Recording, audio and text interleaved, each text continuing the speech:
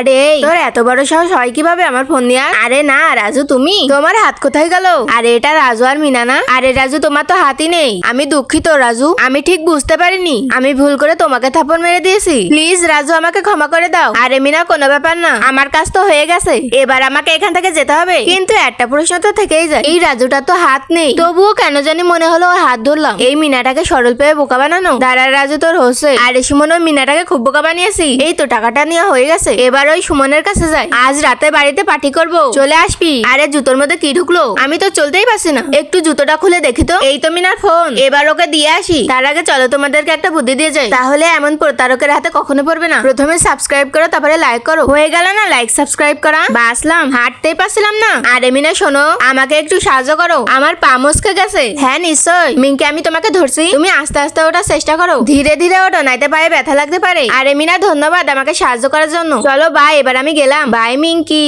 আবার দেখা হবে। আর এখানে এগুলো কি পরে আছে একটু দেখি তো। আরে এটা তো আমার ফোন, যেটা চুরি হয়ে গেছিল। আর এটা কি এতগুলো টাকা? একটু আমার ব্যাগের মধ্যে দেখি তো, আমার টাকাগুলো আছে কিনা। আরে না, আমার ব্যাগের মধ্যে টাকাগুলো তো নেই। মিঙ্কি তুমি, তোমাকে অসংখ্য ধন্যবাদ।